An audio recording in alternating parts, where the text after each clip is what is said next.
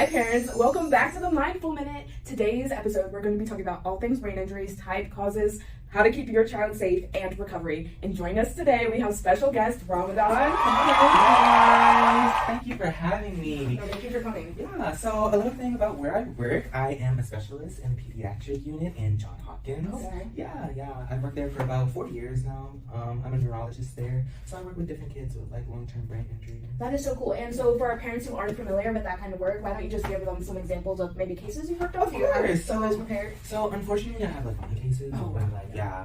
the neglectful parents were like the causality of long-term brain injury. That is so horrible. You know, when I hear neglectful parents, my mind goes to shaken baby syndrome. Just the amount of force required for an injury like that to occur. It's just really horrible. Yeah, like the case that we're going to talk about today. But so is that another case of abusive head trauma, or? So yeah, like abusive head trauma is like a very serious concern. Yeah, I should say sure that. is, yes. And it's also a very common thing in the unit that I work in. The child that I'm talking about drowned in a wave pool. Oh wow, so a non-traumatic brain injury. You know, I heard that ages 0 through 4 have the highest rate of non-fatal drownings in the U.S. You know, that is true. Like the drowning is really like can happen anywhere to anyone. Wow. Like regardless of like how much water the pool has or like it doesn't matter. It can happen to anyone at any time. That really is so true. It only takes seconds to think of something that will happen.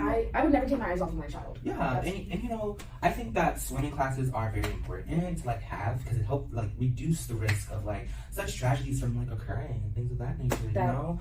And like in this case, the parents I was talking about like at the wave pool, they weren't paying attention and neither was the lifeguard. Yeah. Oh no. Yeah, it was pretty bad. Wow.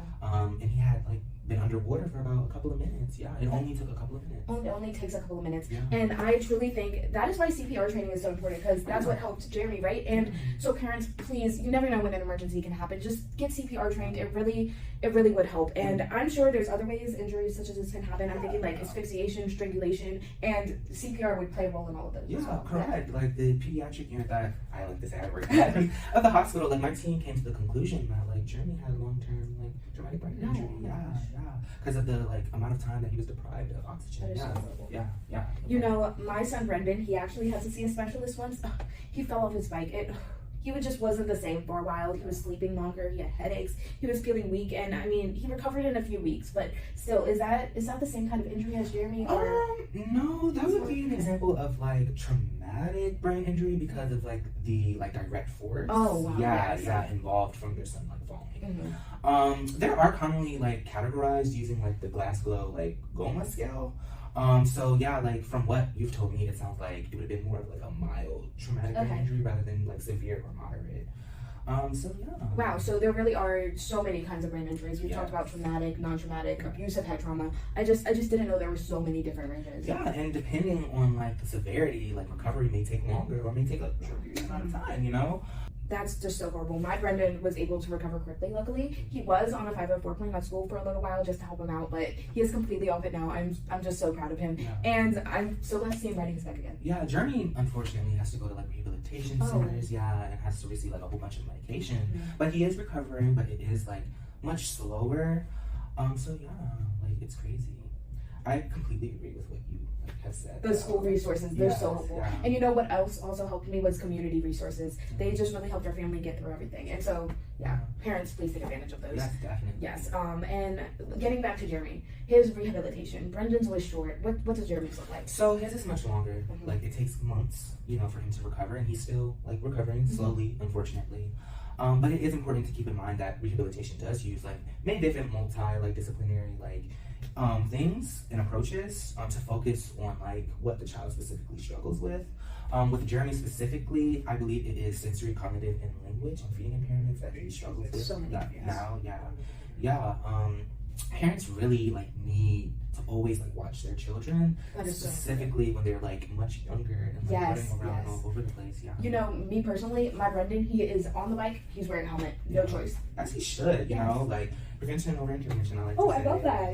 Yeah. I like to say it all the time. You know, from using proper car seats to putting a gate up on the staircases. there are like so many different like safety precautions that can be like easily implemented to prevent such things from happening. Absolutely. Yes.